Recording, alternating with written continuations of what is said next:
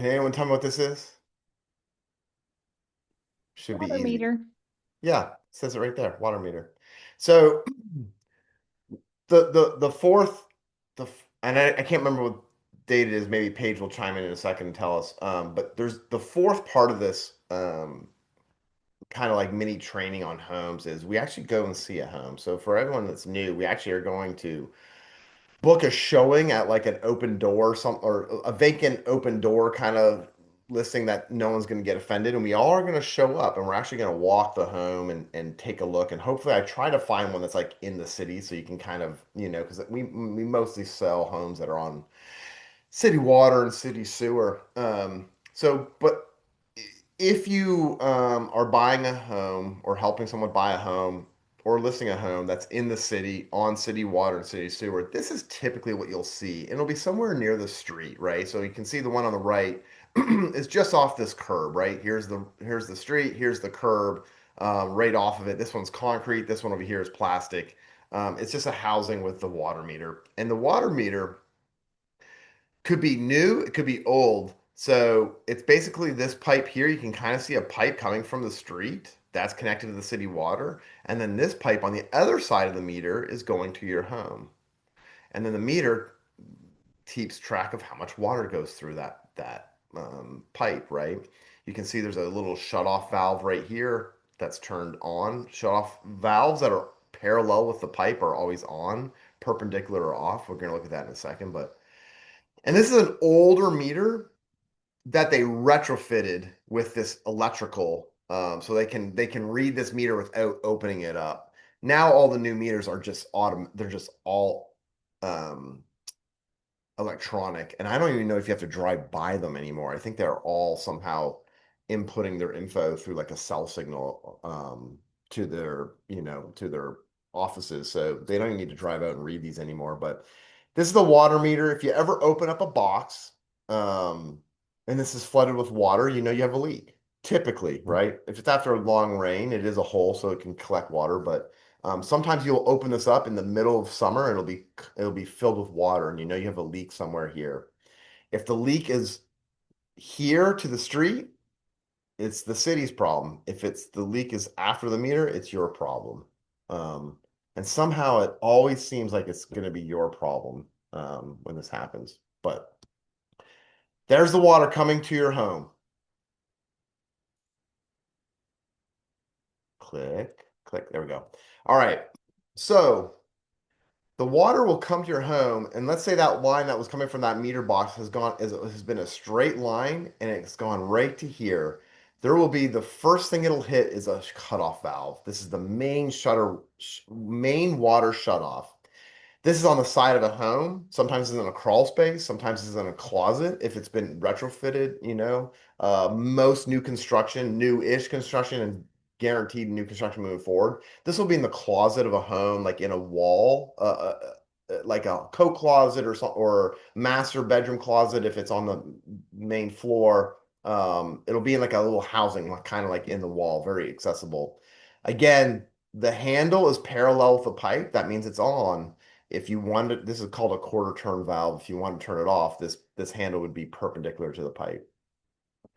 The thing right behind it is a pressure regulator. So this is how you control the pressure in your home. If you have really high pressure from the street, you can kind of knock it down with this.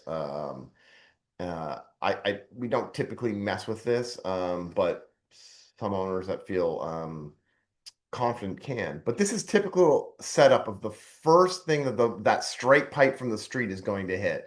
A main water shutoff and a pressure regulator. This main water shutoff is one of the most important things on the home inspection report that we gloss over. Homeowners should know what this is because if you ever get a bad leak, water spraying out of a dishwasher or the your laundry machine, and it's just like flooding the floor, you don't panic. You run to this main water cutoff valve and turn it off.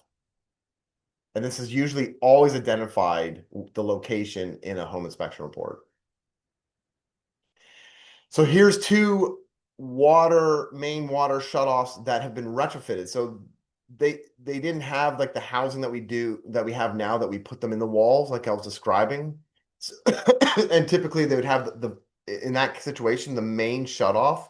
will be under the home in the crawl space, typically at the door. So you just have to open the crawl space door, and it's typically like within arm's reach, so you can get to it really quickly. But a lot of people are like, well, I don't really want to run outside and climb under my home every time I have to turn off the water to the house. So they retrofit a pipe that comes up. So basically, one of the sides, I don't know which one, but one of the sides is the main pipe coming right from the road. There's no other valves or splits before that. It runs this valve and then runs back down and feeds the rest of the home. Same as over here. Comes up from the street, hits the valve, and then goes back down. And when it goes back down, it feeds all the other devices in the home.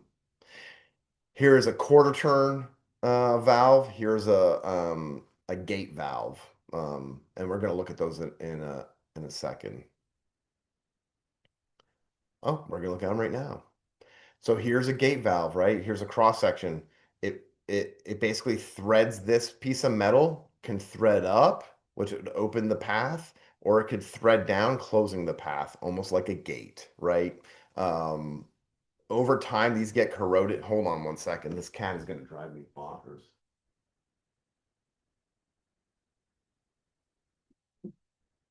Um, Over time, this gets corroded, these threads, and this is why this is kind of like not an obsolete valve. You can still buy these, but they're not as used as commonly because they can strip and then you can't close or open it anymore. What we typically see now is called a quarter turn valve, which is the handles that run parallel and go perpendicular when they're closing. And what's inside them is a ball valve, and it's basically like a almost like a ball bearing. And there's a hole through one side, so you can see the hole right there. When it's parallel with the pipe, the water can just flow through that hole. When it's perpendicular, that ball is going to close up. Pretty simple.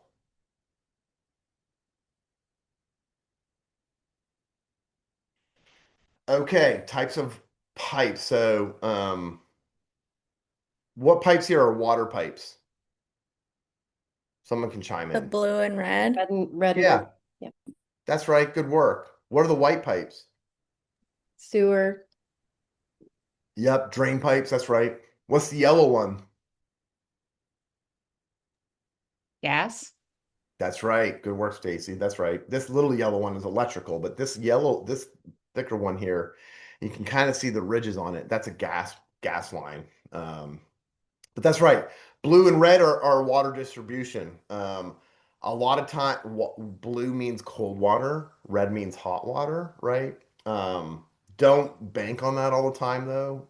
Plumbers, whatever they have in their truck, they'll throw in there. So if they run out of blue pipe and all they have is red, they're not going back to the office to get more, the warehouse. They're just going to use that red for cold water. So just be careful.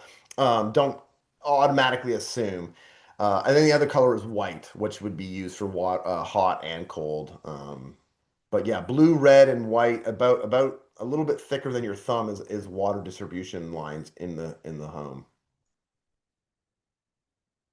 Water distribution, here's a copper, right? For the young people, they might not know this exists because we haven't used copper in a while, but this is pretty common in a lot of homes. And this is a soldering, right? So they would connect the fittings with solder. Some of the much older solder could have lead in it. The newer solder does not. And some people still use copper. That's great. That's fine. But it's not typically used anymore, but you can buy it. Hey Jeff, Yeah, do you know about when they stopped using that? I don't. I'm sure you could Google it. Okay. Yeah. And if you have a really old home and someone's really concerned about water, I think they could do a water test to find out if there's any lead going through it. So here's another type of, and this is all water, right? So when you think about water distribution, you have to understand that water's pressure, right? Those pipes are pressurized. Back to that picture, those blue and red pipes have pressured water. If you put a pinhole in them, they will spray out, right? If you put a pinhole in this white pipe, it won't spray out. That's gravity fed. It's not pressurized. So these are all, we're all looking at different types of pressurized pipe, water distribution. These are actually galvanized pipe. If you see silver like this with threading like this is galvanized pipe, which is probably one of the worst ones. When it starts to fail, it fails really badly. And this is a copper piece that they've put some Teflon on, and they've actually connected copper to an old galvanized system.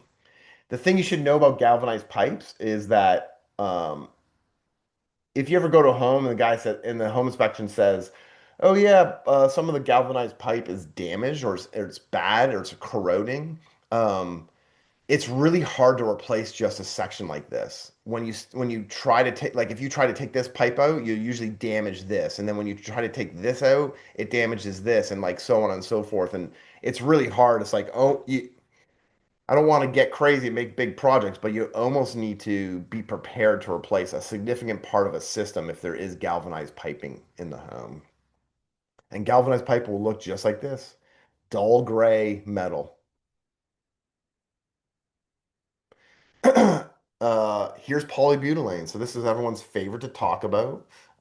Certain neighborhoods, especially in the 80s and 90s, this is the time, right? If you're looking at a home that's 1998, you can probably rest assured that that doesn't have polybutylene in it, you know. But if you're in a neighborhood that hit right in the heart of this, like Woodcroft is a common whipping boy that we have in Durham. Almost all those homes were built with polybutylene. There was a class action lawsuit on polybutylene, and more specifically, the worst part of it. Okay, sorry. This is the polybutylene pipe, which is a type of plastic. This is a polybutylene fitting, and there used to be polybutylene. Sorry, this is a T junction, and these are the fittings, but these are copper fittings. So copper fittings are desirable. Copper fittings with a copper T are desirable, and I think you can get away with polybutylene, and you have tons of homes with polybutylene right now that are still functioning well. But this is typically where they failed was these fittings. There was a class action lawsuit, and this product was discontinued. But there's also problems with the pipe itself. I think I have another pipe. There it is. So you'd get these um, pinholes in the piping itself as well, especially at bends. So sometimes instead of doing a 90-degree like this with a fitting, they would actually just like bend it around the corner. Especially in those bends, you'll get these pinhole breaks. Um, and that was why it was discontinued. So you can see just instead of the or different from the first picture, this is a copper T junction with copper fittings. So this is the best case scenario if you're going to have polybutylene, but of course this pipe has broke. Jeff, is the one with copper fittings but not the copper T still better though than like if it had all like Uh, I 'cause I don't keep seeing that a lot. have you seen this a lot? I don't see this often. Oh, really? Maybe I'm wrong. I feel like that looks more familiar than the copper T, but Yeah, maybe this is what you're going to see most of the time. okay. Um, Okay. yeah. I think if you see that, if it was polybutylene fittings and polybutylene keys, That's the worst. I think they've already failed and been Oh, replaced. okay. Like we're talking now, this is 45 years ago, right? Like these homes have been here for a while. So yeah, a lot of those systems have failed. And this is what you'll see more often is the copper T with the copper fittings. Um, but yeah, I think this is one of the reasons why if you go back to last week, you open the crawl space door. When you open the crawl space door, you might see blue and red pipes, and you go, "Oh, they've replaced a significant amount, obviously, of water pipes." If you open the crawl space door and there's a water pipe there to the hot water tank, and you see it's polybutylene, that means there's probably polybutylene in other sections of the home. So opening that crawl space door is really important. Okay, moving on. This is another thing that is less sexy of a problem as polybutylene, but still is a problem. In the early 2000s to 2010, you have to really remember these dates because they're really only a problem for houses that were built in those periods. But this is a Zern QPEC, so the fittings themselves are what failed in this system, and this is what they look like. Um, so if you have a house that's built, 2005. you might want to put an eyeball on this. I've run into a couple of nightmares. I actually had to get a house completely replumbed. This is what happens with these fittings. They corrode. So you can see this fitting is just absolutely breaking down. I think they corrode from chlorine. So if you're on a city, because not all cities actually use a heavy chlorine for their water treatment, but if you are in a city that uses chlorine, these fittings will start to fail.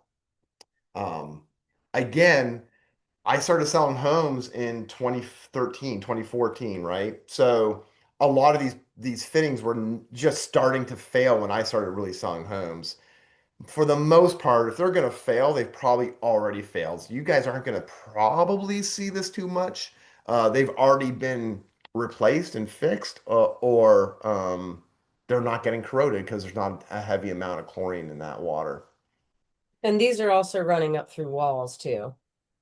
Is that right? Absolutely. Yeah, this would be it water distribution goes if you have I mean, like, sinks and bathtubs and yeah, showers on the second floor, you're gonna yeah. have pipes going up through the wall to the second floor. That's right. Hey Jeff, Hmm. have you ever run into a house where you see all type mixture of all types of these pipes? Oh yeah. And if so, like what's your thought process there? I don't get overly concerned. I mean, that's what happens in life, right? Like if someone had a polybutylene home and uh a part of it leaked over on the right side, they would have replaced that, right, with plastic. And then like 4 years later, they had to replace their hot water tank on the other side of the crawl space. And the plumber was like, why I'm here, it wouldn't cost much just to replace the polybutylene in this section. And he put in different plastic. So you could see a mixture of copper, polybutylene, potentially plastic. You could see a mixture of a lot of things. I think if you're where so it's always about context, Tim. I think if I was looking at a home that was a homeowner for the last 12 years and there's a whole mixture, I wouldn't think twice about it. This is what homeowners do. They replace things. The quote's $1,200 or $1,800 to replace more pipes, and you're like, are the pipes bad? No. Okay, I'll do the $1,200, right? That's how people work. If it was a flip, different story. Like if they're not going in there as like a real, not a complete remodel, but like almost complete remodel or a complete remodel, and then you see a mixture of things, that would be more concerning because it's like, why don't you just kind of commit to just replacing all of this? So I guess it depends on the context. I have a question, Jeff. Yeah. In this picture, and with the Cupex fittings, do you see that most with polybutylene pipes? Like the piping? Is No, this poly or no? no, no, no. Sorry, Okay. let me actually go back real quick. It's a good I don't question. know if I might have missed that. Polybutylene will always be this color. Oh, okay. And because there's such a, hold on one second. I had a sick kid home. Just want to shut my door real quick so I can't hear her moaning. Um, that's a joke. She's all right. Polybutylene will always be this color. It's always gray. And there's such a stigma to polybutylene that most pipe companies will not make a pipe that it looks gray. There is some other great pipes that are not polybutylene, but very rarely are you going to see that. So, and also remember, polybutylene was, if you see at the top right, it was not after the 90s, right? Like Okay, yeah. 92, 93, whatever. It was not used anymore. These were made in 2000 and 2010. So when they were building a home in 2002, it would have been used with white plastic. Jeff, Okay, the thank you. co-housing community that I listed in the fall, Arcadia, all those houses were built in 1995 and they all had poly. I don't know if it was like like someone had a warehouse that still had a bunch of poly in it, and that's why that happened. But not a single one of them had any failures. And so they, like, as a community, they were like, we must have gotten a better batch of poly. I don't know if that's such a thing, or maybe they all had copper tees and copper fittings, but anyway, it was 1995. I was surprised. Yeah, no, I mean, I, I mean, it's yeah, kind of like how asbestos was banned and lead paint was banned, but there's still properties in the years following sure. because Yeah. they're And I say early 90s because that's exactly right. We don't know what year, right? And sure. people had a stockpile for sure they would have used it, right? or not I, known. You know, people I don't want track this stuff. So sure. who knows? And if they say there's been no failures, as That's what far they as they said. know. I don't know. I wanted to believe that that was true and that was, I don't know, something different Yeah, about I that can tell batch. you all right now, all of us have a water leak somewhere in our home. Sure. You know, it could be small, could be in the crawl space, not noticeable for a while. So, you know, anyways, it's all it's a good story that they're telling themselves. I think it's great. Okay, moving on. Water heaters. So here's two typical water heaters you'd see in our market. We'll start with the one on the right, right? This is a typical tank water heater. If it was in a crawl space, it might be a low boy, which would be like cut right around here. It'd be a little bit shorter, right? But this is in a full-size basement. So um, do we know if this is an electric or a gas water heater? I'll It's wait. gas, Yeah, how do you know? the gas pipe. Yeah, the gas pipe's a good sign for sure. Right here, this black gas pipe. What's another thing? Vented. Yeah, that's right. So this, you know, it's an exhaust pipe out of the top of it. You wouldn't see that with electric pipe. And this is, you know, when you're listening at home, you're trying to gather information. Sometimes you can't see it as well as you can see this one, right? You might have to crawl in the crawl space for 15 feet. And you don't want to because it's kind of gross and muddy under there. Um, But if you can see a gas pipe going to it, or if you can see an exhaust pipe, then you know it's gas, right? And if you see wires going into the top, typically you know it's electric. I picked this picture because it is so clean. You can see the blue fitting here. So and you have a red fitting. So the water is coming into the pipe, into the water heater here, and then it's getting heated. There's a heating element down here. It's firing it up and it's heating the water. And then it goes out this pipe to your showers and to your hot water faucets, right? So that's how the thing works.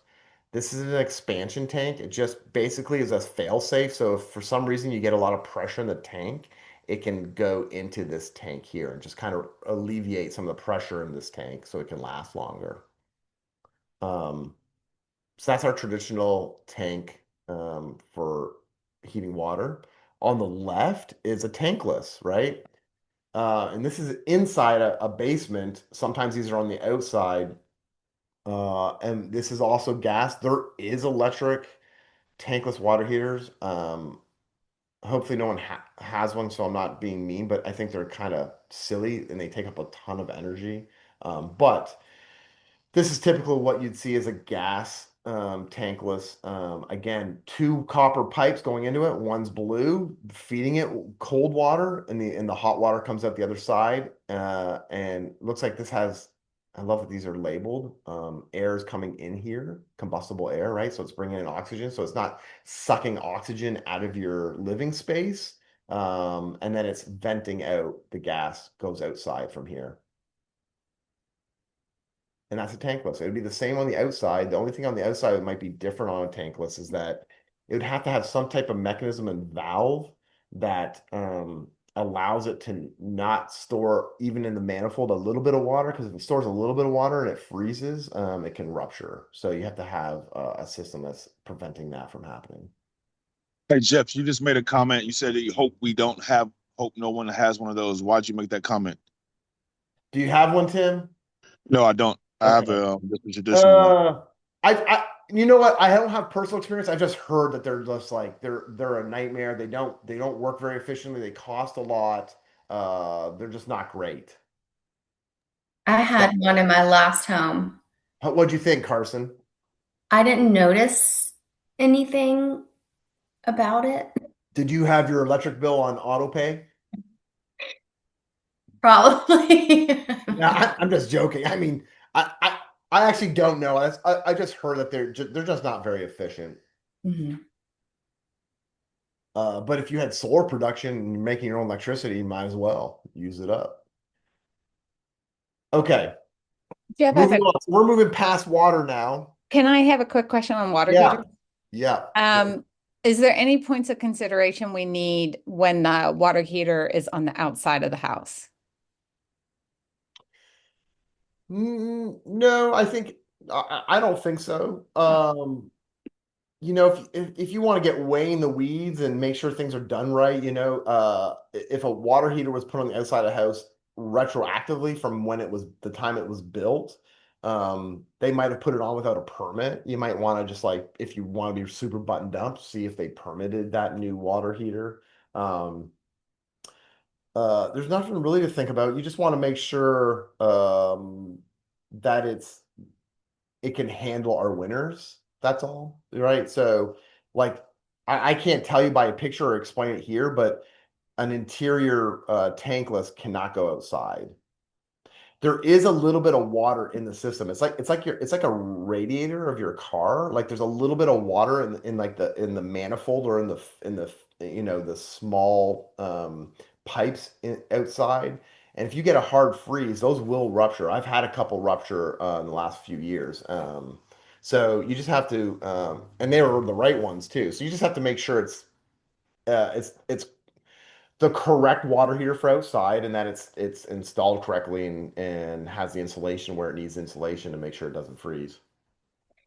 One thing I just remembered about this is, and I don't know if this helps with energy, but you could set a timer so that you're only really like your hot water is only really efficient during certain times of the day. Like if you're like morning showers or evening shower. And so it's like, and then if outside of those hours, it took a long time to get hot water. Yeah, so what you're talking, we're getting in the weeds here, Carson, but Okay. what you're talking about is you had a recirculating pump. So the thing about tankless, if you have a large home, there is no your hot water is right here is super on demand and on the right picture because it's in the tank. It's hot now. There's no hot water right here until you turn on the switch, right? But if you turn on the switch for your hot water, tankless hot water, and it's a big home and you're upstairs on the other side of the home and you turn on your hot water, it might take a long time for that hot water to get heated up and then make its way across the home to your faucet. So what they do is they create a thing called a recirculating tank, which is like it is actually heating a small amount of water so that when you hit that, it's almost like on demand. So it gives you a little bit just so, and then what happened is then when this thing catches up, it'll take over. Does that make sense what I just said? Yeah, yeah, So absolutely. you probably had your recirculating pump not heating that small amount of water, from 11 p.m. to 6 in the morning or something, right? Because Right. you're Yeah. saving energy. But there is no, if you don't have that recirculating, there is no timer for these things. It's really on demand. There's nothing heated preemptively. Okay. Yeah, you just had a nicer system. Okay. Uh, Here are waistlines, right? We talked about the water pipes that are under pressure. These are waistlines, right? We call this, sewer, but in the home, they're waistlines because they're not just sewer, right? Or toilets, right? This is drains from your sinks, from your bathtub, etc. This is not pressurized. It's larger to allow, food scraps, solid waste, things like that. And it's all gravity fed. So it all has to be graded correctly. And then what happens is, let's say this pipe is coming straight from a toilet. It comes down, you'll always see these T's, P traps and sorry, S traps and P traps, not T's. Um, and the reason you have this is because this pipe is not solid full of liquid. It's got a lot of air in it, right? So if there was no P trap here, let's say this pipe went straight like this, then the gas, because there's air in this pipe, could go straight here, go like this, and go right up. And you actually get little bubbles coming up in your toilet, and you'd smell god awful smells in your bathtubs and your sinks. So what this P does is if water comes down here and you flush the toilet, it's going to push, push, push all the way down here, but a certain amount of water is going to stay in this P trap. And this will be full of water. And that way the gas it comes up, and then it can't get up all the way. And that's why you have these little P traps. Here is we call this a stack. So this pipe is a big pipe. It's probably feeding a lot of things. This is obviously in a basement. They're upgrading the plumbing in the basement. This is an old home. You can see this is a stone foundation. So this stack here is probably feeding all the upstairs toilets, showers, sinks, laundry room, etc. This might be a sink that's down right here downstairs in this crawl space. And they've just replaced this all with PVC. The purple is the primer for when they glue PVC. And then this main pipe will be going probably right to the sewer. And all the other elements in the home are kind of draining to this main pipe. Looks like they put a little stub here and put a cap on it. This looks like for a future toilet, maybe. They're going to try to finish this basement. I don't know. And this looks like and there's a cap here. It looks like a future sink. So they might be planning to put a little sink and toilet down here. Hey Jeff, I have a question. I'm sorry about the previous slide. Yeah, no, don't say sorry. You're good. Yeah. Um, I had a situation where is it common or is it possible for the water to evaporate out of that trap, that P trap, because if it's not in use for a long time, because Yes. okay. And it doesn't mean there's an issue. But if you smell something, it just means that that water is evaporated or it's not doing the job of. Okay. Getting a little bit in the weeds here. Okay. So yes, if you're about to sell a home that's been vacant for a while, or you're about to purchase a home that's been vacant for a while, run the water. Yeah. Run the water in all the sinks, all the faucets, take a look, and then it'll fill up all these P traps. And if Okay. you still smell a problem after running a bunch of water, it could be a thing called a Studer vent. So on this picture, you actually bring up a point I didn't mention. This is coming from a bathroom upstairs. This is coming from, there's going to be a sink on this other side of this wall when this is finished. This house is being framed. Mhm. This pipe going straight up might actually be a pipe that goes to the right through the attic and through the ceiling or through the roof. You need to vent these pipes, right? You don't want gas building up and having nowhere to go. Right. So if for some reason let's say you renovate an old home and you add a bathroom in a weird spot in the interior of the home, you can't get to outside and things like that, and you can't really pierce a pipe all the way through the roof because you'd have to go upstairs through the hallway. Like it just doesn't work. Okay, it would be really expensive. You can get a thing, and I don't have a picture of it, but if you guys want to Google it, you can. It's called a Studer vent, and it basically is a vent that allows the movement of gas without the smell. Okay. And they will sometimes just leave that in the wall. Huh. And if it fails, you'll start to smell it. Interesting. Okay. So sometimes if you're like, man, we've run water here and it still smells, you might have a Studer vent somewhere and then you can start asking questions. Hey, did you guys ever add any extra bathrooms or laundry rooms or and kind of track it down that way. Okay, but if you run water and and then the smell goes away, then you should be good. I think so. Yeah, for Okay. sure. Yeah, water will evaporate no matter where it is. You Cool. see sometimes with toilets, right? There'll be a toilet that's bone dry because the house has sat Yeah. so long. Okay, cool. Thank you. Okay, so here's our main stack. Here is a galvanized waistline, right? We talked about galvanized steel pipes, dull gray, silvery kind of look like this. You can see this is starting to corrode on the bottom. We don't use galvanized steel anymore for any of this. So if you see galvanized, it's old. And I know it's a waistline because of how big it is. Water pipes are never, 4 inches or 3 inches wide. And here's a great picture.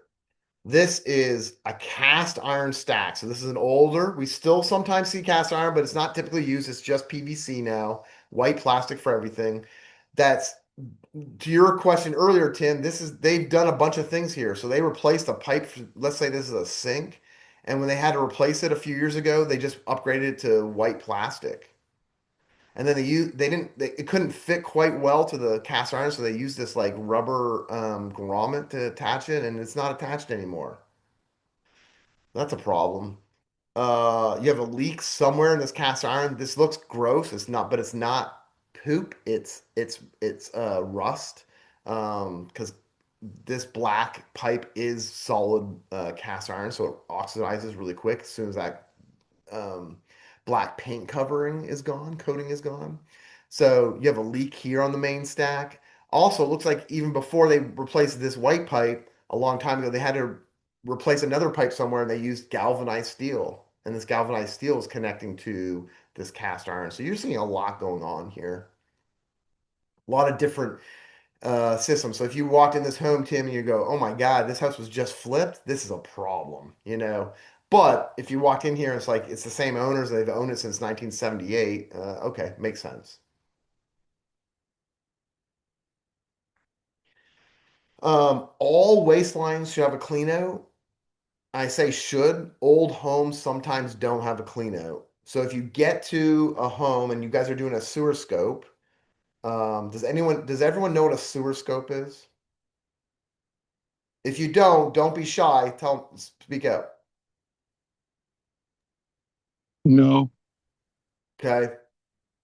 So when you put a buyer under contract, a common thing that we do now, we haven't always done it, is we do a sewer scope. And basically what they do is they run a camera through the sewer system of the home. So through the waste line system all the way to the sewer in the street. They run a camera to see if there's any problems, any cracks, any damage, any tree roots, things like that. If you get to an old home that doesn't have a clean out, and a clean out is simply a white pipe that sticks up, see how it's connected to the system here? So this one's connected under the dirt to the system. It's just an access point to your waste line system. So all new construction, you'll see a white little nub in the yard, about 4 inches wide, like this. If it's an old home, you won't. And what you'll have to do is take a toilet off. That's the only way you can get into it. So if you do a waistline inspection and there's no clean out, that plumber might actually remove the toilet so he can put his camera down the waistline and inspect the system. So you're saying, Jeff, when we once we get a buyer on a contract during the due diligence period, will that all plumbers would offer this service? Not all plumbers. It is a specialized piece of equipment. It's a long wire that has a camera on it. Um, but if you get to that point, Tim, you just message the firm. A lot of people are doing it. Like in Durham, a lot of people are using Archie Hunt, which is Green Hunt Plumbing. There's a bigger firm that's all Triangle Wide called Pure Line that's doing this. There's a lot of them are doing it, but not all of them. And it's typically like $300 for a regular home, $300 $400, depending if they have to take off a toilet and stuff. And it's a great inspection. It tells you a lot. And to replace a waistline, we're going to look at better pictures here in a second, can be 10,000, could be 20,000, depending on where it is and how long it is from the street. So it's a useful inspection. This system here on the left, this is like I can't remember. Oh man, I'm forgetting the name of this. It's like almost like terracotta. It's like a cardboard that's like resonated. This is a very old product. We don't use this anymore. Man, I can't remember orange something. I can't remember the name of it. Um, and it looks like someone said, "Well, while we're digging this out, we should put in a clean out." And that's what they did here. They put in a PVC clean out and they attached it with that rubber grommet that we saw in previous slide. This is just an access point so they can see the system. I have a question. Yeah. Would you recommend a sewer scope for like all homes or just older homes? Would there be any indication that you'd say we should probably I would recommend you get this because of this reason? Yeah, so I'm going to answer that specifically, but broadly, what I usually tell buyer clients is this. My little spiel is, okay, we're under contract. Congratulations. This is what we're going to do. These are my three non-negotiables. You got to get a home inspection. You got to get a termite inspection. You got to get a radon. Radon's cheap, and it's a if you do have a radon problem, it's carcinogenic. It's like really bad, right? So those are my three. Like you got to get, and I never get pushback from that. Then I go through the other things. A sewer line scope. We always recommend a survey. We always recommend a sewer line scope. What else am I missing here? A UST. If it's an old home, I get a UST, and we're going to talk about oil tanks here in a second. UST is underground storage tank. So those are like my secondary things that I really recommend you get them. But if let's discuss it. If you really are tight on money, you don't want to spend money on these things, then let's discuss it and let's walk through the risks. So let's say I had a client goes, I don't want to do a sewer line scope. I want to save the $300. And this home is from 1965. I'd be like, it's so worth it. You really should do one. And typically, if you do one, you're going to find enough problems, or at the very least, it needs a cleaning, and you'll be able to recoup that cost for that sewer line scope in your due diligence negotiations. Specifically, if it's an older home, like you're really foolish not to do this. If it's a new home, you might go, it's brand new, it's 5 years old, this is all PVC. That's true. Sam Poole put Julian Colton's personal home under contract that was PVC, was fairly new, and it had bellies. So basically, what that means is, if you think of the sewer, the waste line going from your home to the streets, it should be on a gentle grade. But if there's a belly in it, so like it kind of loops, they didn't grade it right, and it goes down a little bit, then comes back up. Water and toilet paper and all sorts of mess is going to sit in that belly, and that's a problem. So that was a new system that they had to replace as well. I recommend a sewer scope for every home. I'll say I moved into a new home, a new build, and 2 weeks into it, we had backup, and it was this big fight between us. We were under builder warranty and the city, like whose responsibility it was. It ended up like a new home. It was built on an older lot. So the sewer lines were old, were original. Ended up that the city replaced the entire street. So, Wow.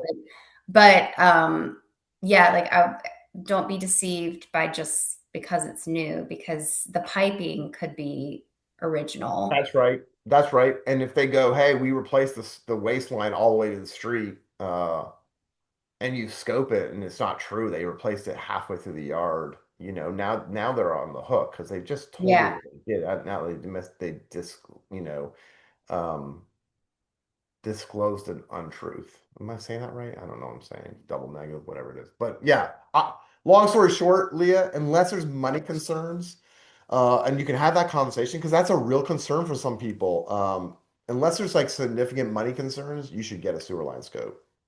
Okay, amazing. Thank you. Here is a sewer line scope. I don't know if this link still works. We're gonna find out together. This is from Green Hunt. I just told you about. Let me click on it, see what happens. It's still there. Look at that.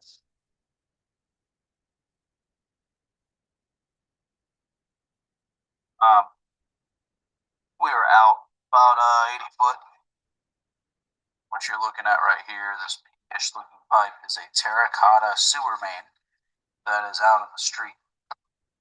We're just going to pull back and examine the pipe we've already located. Okay, I think that's enough. Let me see if I can get back to this. Mm, mm, mm. Um, so that was just a little example. You can see like he's showing you, you can actually see the video of it. There's distances on there. So if they identify a problem, they know where they are and they can go in the yard and actually pinpoint exactly where it is. So it's a really useful inspection. Okay, here's a good cross section of a typical system you'll see at a home, right? So here's our stack, right? This pipe here, I know it goes to a toilet, but pretend this pipe is going to all the stuff in the home, right? All the stuff, the bathrooms, 5 bathrooms, the laundry room, the toilets, everything eventually is going to get to one pipe. Okay, there's only one pipe that comes out of the home. And this pipe will be graded. Sorry, was there a question? No. This pipe will be graded. This is really pronounced. Probably won't be this pronounced, but it'll be graded downhill to the main sewer line that is under the road, right? This is a very typical situation. There'll be a couple cleanouts. There'll be a cleanout here. It's not typically behind the house. It'd probably be in the front. They just couldn't show it to you. But this cleanout will usually be in the front yard, or like in a flower bed near the front foundation. And then there'll be another cleanout, which is sometimes on the city side. so that the city can actually access, clean out, so they can take a look at and camera their main sewer if they have a problem. And they can find out if it's your problem or if it's their problem on this side. And when you do a sewer line scope, you're basically going to go take a camera down here and you might see this tree root that's actually, there's a crack in the pipe and there's some tree roots in there. And then you're identifying where that problem is. And you can negotiate that, hopefully. So this is a typical system for how waste works in your home. Right beside it is a septic system, okay? Look how much it's the same. Instead of going to a sewer line in the street, it's one pipe from the home. It goes into a tank that we'll explain in a second. And then it goes to under the ground, it goes to a leach field. And the water just leaches through, it percolates. That's why it's called a perk test. It percolates through all these soil layers. And by the time it gets to right about here before the water table, it's perfectly clean and healthy. And it goes back in the water table. And then it can go back up your well and you can drink it. And there we go. The septic, I don't know if I have another. I do have it. Okay, good. Is there any questions on this? Jeff, I was just wondering if we could ever have a septic person come and do a training on the different types of septics, because I've recently had a slew of people looking at older homes that have septics.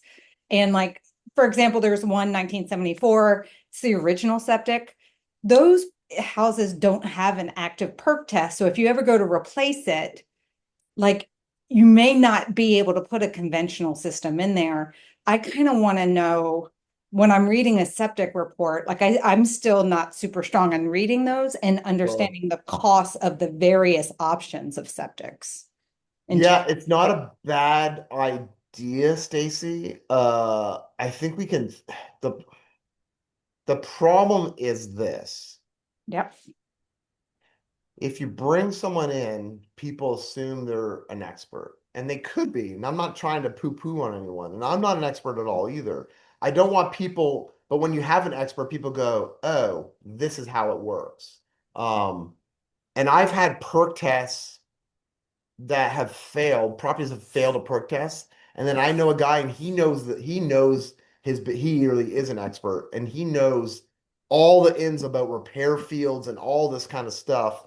Um, I wonder if I could bring him in at some point. Yeah, bring that guy. This, yeah, he's almost impossible to get, even when you're trying to pay him.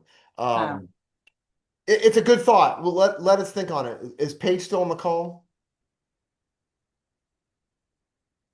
She might be. I'm gonna write it down in case she isn't. Thanks. I don't think it's a bad idea. Okay. So yeah, this is your septic system. If we look at a little more depth into the septic tank, this is a typical septic tank now that you'll see. It's two compartments. If anyone's seen a septic system, they'll see like two black covers out in the yard. That's these things. These are the inspection pipes. They're just basically manholes to get into the tank and take a look. The wastewater, remember, wastewater is not, it's gray water. It's not just, from toilets, it's also from your sinks and everything.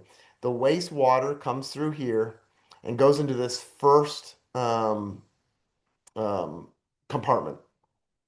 The solids go to the bottom, and the gray water stays up top. And then there's a pipe here, and it's designed so that only solids go right past this pipe, and only water can go back up here. So on this side, there might be a little bit of sludge that gets through, right? A little bit of waste solids, but for the most part, it's pure water. And then it goes out the backful into your and down the pipe, and then into your leach field, right? So your leach field shouldn't have solids in it. It should just be pure liquid at that point. And then what happens is once in a while you'll have to open this up, and you'd have to pump out your septic tank, because this sludge will rise, and if the sludge gets above this point in this pipe, that's a problem. Okay. When you're inspecting a septic system, I'll tell you this. Once in a while, I'll hear someone say they got a septic inspection, but they didn't pump the tank. And a lot of times buyers will do this. They'll be like, I'm not pumping the seller's tank. They own it. They should do it. Make them pay for it. And you go to the seller and go, "Hey, we're gonna do a septic inspection, but we want you to pay for the pumping because it's a benefit for you. It's a $200 or whatever." And the seller goes, "Nah, I'm not gonna do it." And then the buyer goes, "Okay, well, can we do the inspection without pumping the tank?" And some septic guys would be like, "Yeah, you can." I think that's a really bad idea. You pay the extra money, you pump it out because this tank, when you open this lid, it will be filled to the top with water and there'll be scum, like it'll be like a frothy white scum kind of, it's filled. You can't inspect the inside. When you pump it, this whole cavity, you'll be able to stick your head in here if you want to. It'll be completely empty and you can see if there's any cracks in these walls. In fact, if there is a crack in the wall, when this thing's completely empty, you'll see water seeping in through the crack. Because what happens with this full, the water seeps out of the tank and saturates the soil around it. And then when it's empty, the water seeps back through that crack. So you can actually see if there's a problem with the tank. And you can only see it if you pump it. So if you're doing a septic tank inspection, it has to be pumped. Otherwise, you're wasting your time. Okay. Hey Jeff, is there a typical distance from the house that a septic tank usually is? Usually Yeah, located? yeah. I mean, it depends on the design of the place. It doesn't have to be this, but it's typically not too far. 10 feet, 12 feet, 20 feet max, something like that. What's happening, like, if an owner just isn't pumping their septic for So, years and years and years? yeah, if it's a tank that's designed like this, see how this pipe is designed to get only water, right? If solids fall past this opening and then only water goes up this pipe into the second compartment, if the solids go past this opening, then there might be some solids that kind of get through into the other tank and then get into your septic leach field. And if they get into your leach field and those solids start gumming up that air, you can clog your system and it doesn't work efficiently. It's not great if someone's had a septic tank for 40 years and have never pumped it, it could be bad. Now, if it's two, older people living at home, not a large family, you can go quite a long time without it being pumped, and it might be okay. But that would probably be the risk.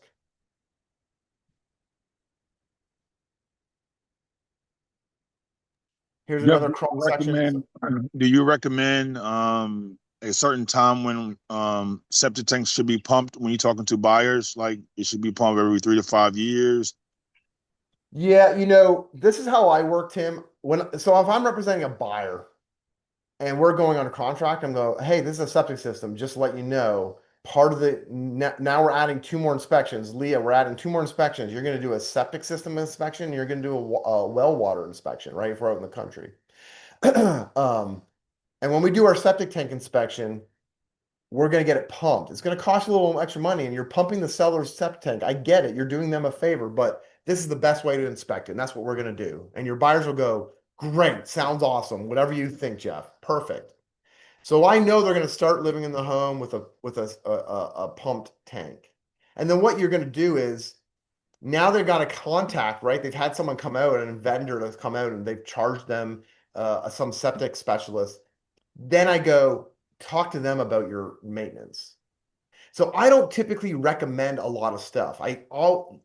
As you guys start doing more and more deals, if Kelly's still on the line or Ann or other or Stacy, other I experienced agents that have done more deals, they'll test it. I'll say, don't ask me, ask this expert. And I think that's what you do. You kind of pass that buck. Like I'm not going to tell you you should clean this out every 5 years, and then you have a problem at year 4, and you go, my agent said.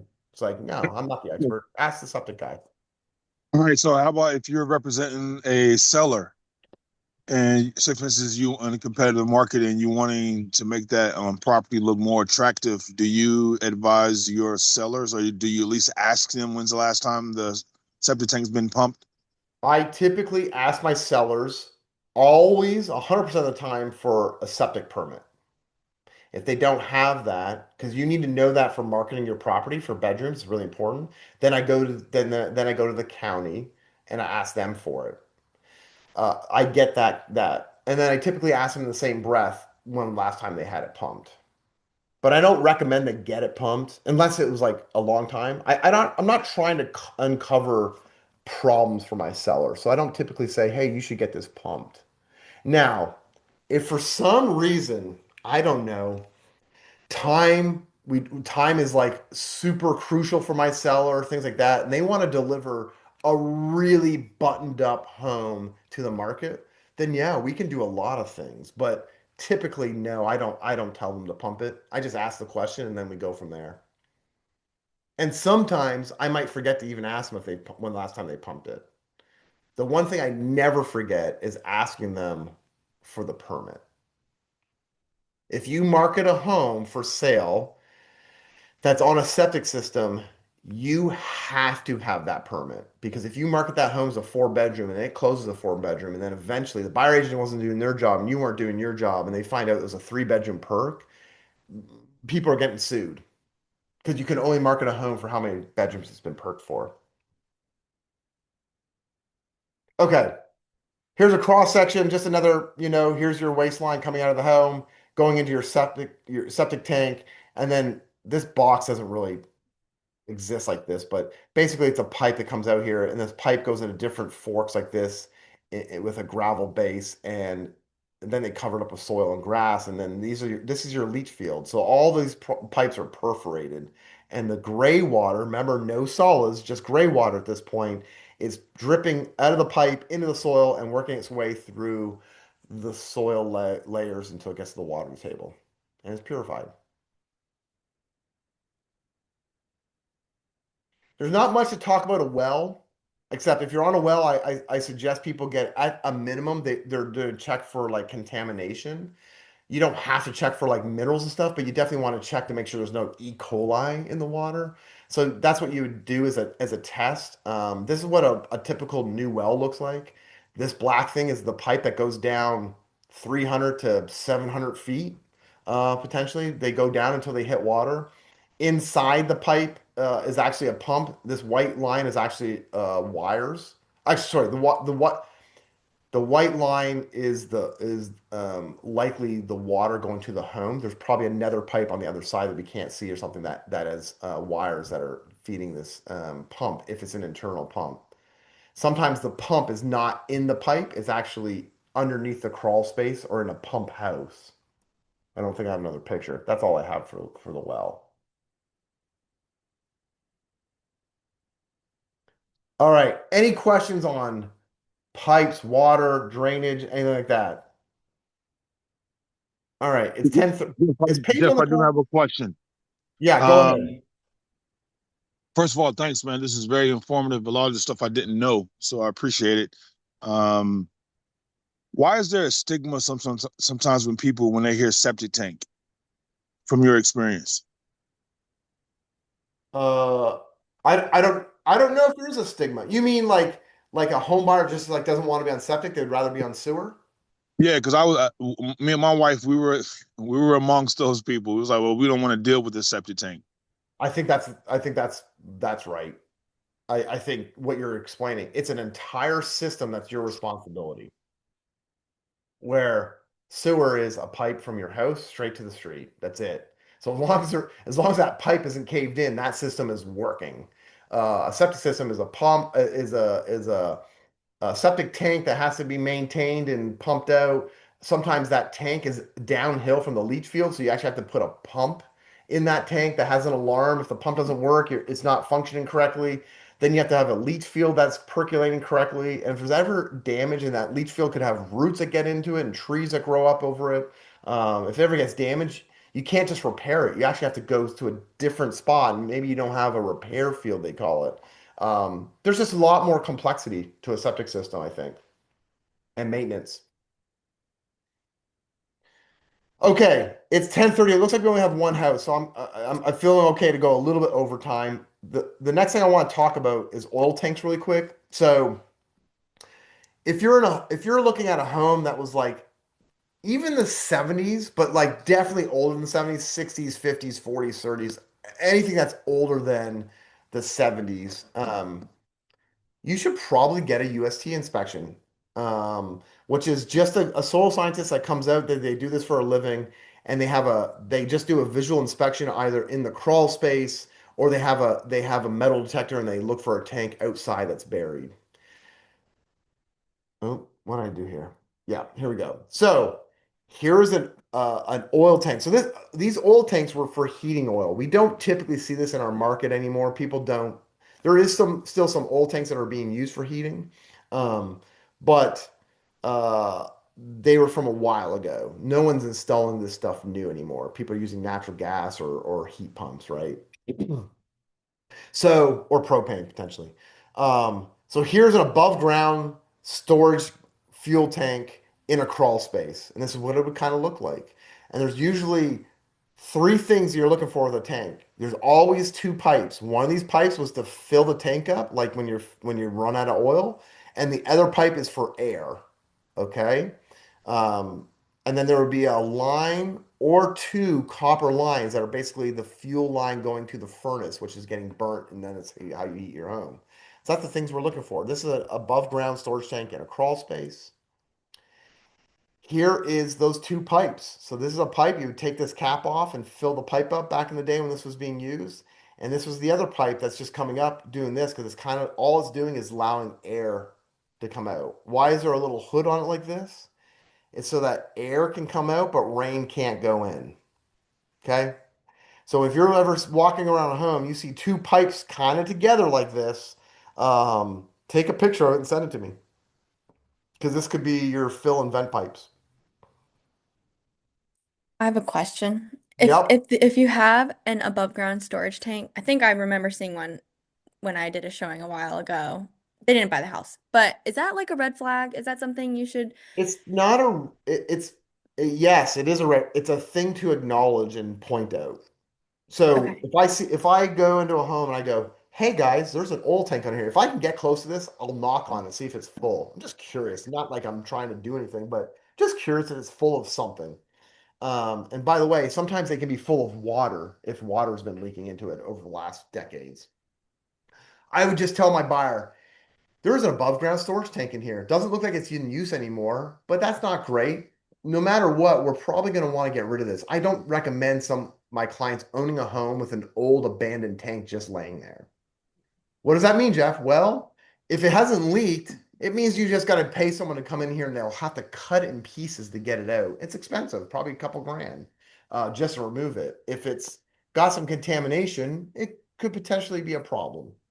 And then they're undoubtedly going to ask you, well, is it contaminated? I'm like, well, I don't smell it, or I do smell it, right? You just kind of make observations and you're Yeah. just letting them know, like, hey, this is something that is something we're gonna have to navigate during due diligence.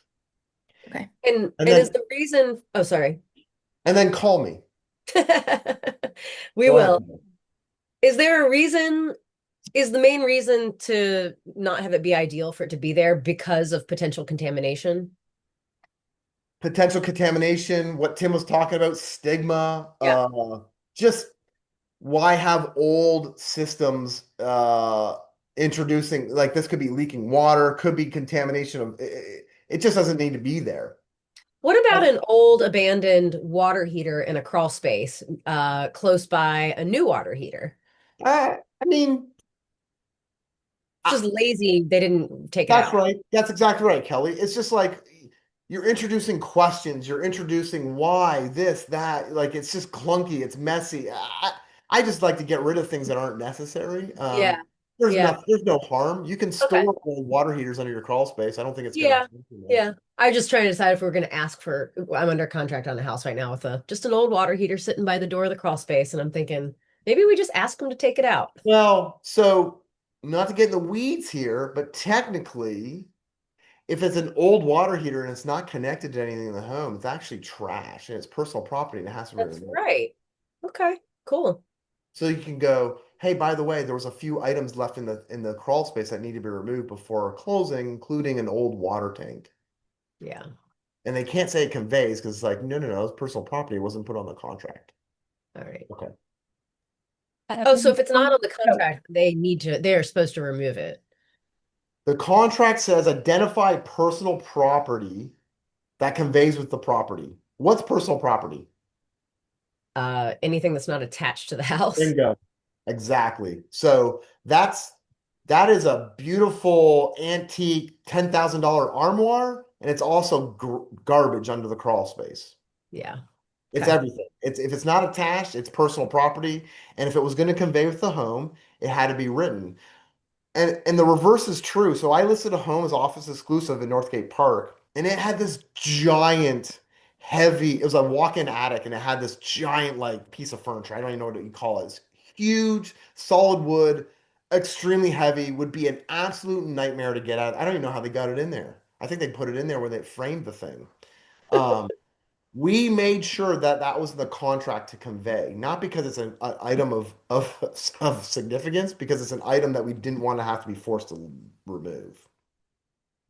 So it works in reverse too. If you're listing a home and there's something you really don't want to deal with, um, go ahead and put it in the contract. And I'll tell you where this comes into a contentious situation. I put a house under contract. It was like on 5 acres, right? This is in the country, and this is an old family estate, right? So they got outbuildings full of tractors and plows and old machinery, and out in the field, there's a pile of shit. Like there's just stuff everywhere, right? If you can imagine like an old farm.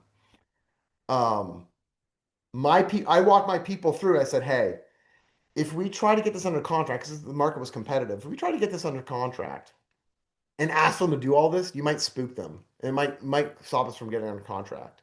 I suggest you don't ask for it, but then what we'll do as soon as we're under contract or when we're about to close, I'll remind them they have to remove everything. Now, that might be a big problem. So I want your expectations to be that that might not happen, even though contractually they have to. But that's how we're going to play it. So I like setting things up front so we know exactly how it's going to go. And that's how it went. They got rid of a good amount, not everything, but yeah, if it's not in the contract as conveying, personal property has to be removed. Okay. Jeff, Question. Sorry. Yeah, go Okay, ahead. Kelly. Go ahead. Oh, about above ground tanks, because I feel like, um, in my experience, personally, like you would want to test for anything buried below, like underground, you would want to test the soil. Would you still do that if even if it's just in a crawl space? Would you want to do a test? Yeah, historically, above ground tanks are more of a problem than underground. Oh, really? The state has stricter guidelines if that above ground tank has leaked than if it was a below ground. I think what you do is you just hire the professional, right? You don't, you go, hey, I think there might be a tank here. One of the first things I'm going to do when we get this under contract is I'm going to call my soil scientist. I use Bobus from Cedar Rock. He's going to come out here. He's going to examine it. He's going to find out what the liability, what the problem is with this. Hmm. Typically, this is the seller's responsibility. If there is a contamination found, the seller has to report to the state, and they kind of have to deal with it before they can convey title. Hmm. You can't convey title without it, so you don't want to talk in absolutes, but typically you can do this, get under contract, and the seller's going to have to deal with the problem. Okay. Okay. hey Jeff, real quick, Yeah. just for the Yeah. newbie, I have actually had a home inspector flag the potential of the existence at some point of an underground storage tank. And it was a small blurb that wasn't in the summary. It was just in the full report. So that led to us doing an evaluation with Bob from Cedar Rock, which led to us finding that one had been removed like in the dead of night and not done well, which Mhm. led to the discovery of a old well that was not abandoned correctly. Like it was this snowball thing. Mhm. So I definitely like read through your home inspection report very thoroughly because it could Yeah, that's have a smart. blurb in there. That's right, Stacy. Yeah, no, it's true. Yeah, sometimes the bummer, oil tanks, I've done a lot of oil tanks in my short time selling real estate, a lot. And uh, it's unfortunate every time, like I hold my breath because I don't want to find one. I don't want to find it because it can snowball into big problems. And the unfortunate part is the state doesn't have any super fund to pay for this stuff anymore. And I can go into Trinity Park and I find an oil tank and we try to do it the right way and we're encumbered by money and time and pain. And 60% of the and 70% of the other neighbors have just in the dead of night ripped these things out and there's no problem. So it's like you do it the right way, you almost get more punished. And it is almost kind of foolish. I wish the state would move on from this, um, because these neighborhoods are just saturated with contaminations from these things. It's not like there's not much you can do. And they're so old that they're probably, if they've leaked, they've probably already done it and it's already in the soil. But anyways, all right, moving along. I want to move a little quicker here. Um, Here's a cross section. This oil tank is above ground. It's in a basement. Here's the foundation wall. Here's the grade. And remember that picture we just looked at, right? You saw these two pipes, but that's what this is, right? You're actually seeing the two pipes that go in and connect to an oil tank. And then you have the copper line going to your furnace here. Same thing. If it's out, same situation, but this is an underground. It's on the other side. You still have two pipes. They might be separated a little bit further, right? But still a fill pipe, a vent pipe, and then copper lines to the furnace. Same thing, just underground. The other one was above ground. This is typically what they do now. They expose the top of the tank. Here's your two vent pipes, right? You can see the staining where it was above the grade. So you saw these two pipes, you go, might be something there. Sure enough, there is. They will dig down to the top. They'll cut a hole in it. They'll suck out all the stuff and they'll fill it with this like concrete slurry mix. And that's what they do now. And then they do the paperwork to abandon it correctly with the state. And then you get a no further action line letter. If you're in a crawl space or if you're in a basement, and you see two copper lines like this, and they have a pinch like this. This is typically copper lines that were fuel lines from an oil tank. And when they removed the tank, they just cut these lines and they didn't cut them flush. Here they are without even being cut. They just capped them, right? So these two lines were connected to an old furnace. This is an old basement. So two copper lines is what you'll see in the basement. Here's two copper lines that have been crimped, hammered against the brick, and then repainted over, right?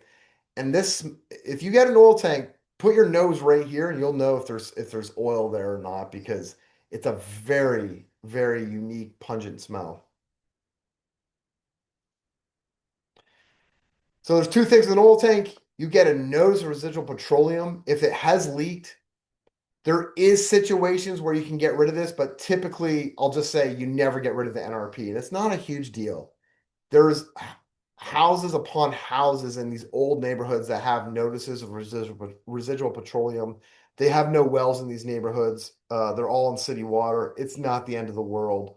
And notice of residual petroleum just says, hey, a tank was here, it leaked, and the state knows about it. Not a big deal. The big deal that we don't talk about enough is this, is a land use restriction. This is where you have to be really on it with your people.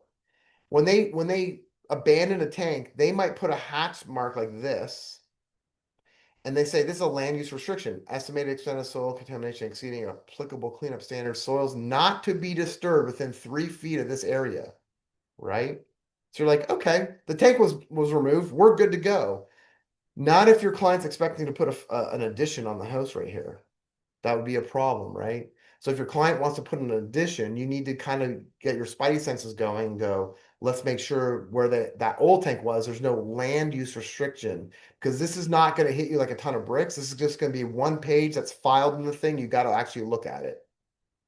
What about a patio? Like you'd be covering it. But you would probably disturb it while laying it, but So I think what they're worried about, Carson, is vapors.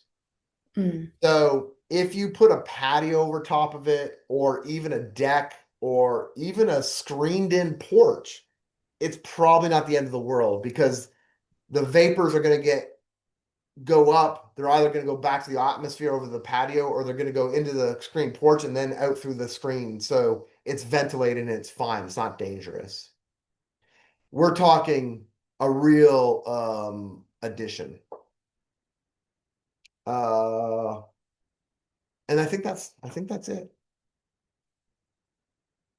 That's all I got. Any questions? No, this was very helpful. Good. Always Good. good to I refresh. don't know what our next one is. Is it Tuesday or third? When is it? Is it next Tuesday? I bet you it is. No. No, next week is our last week of the month, so there's nothing.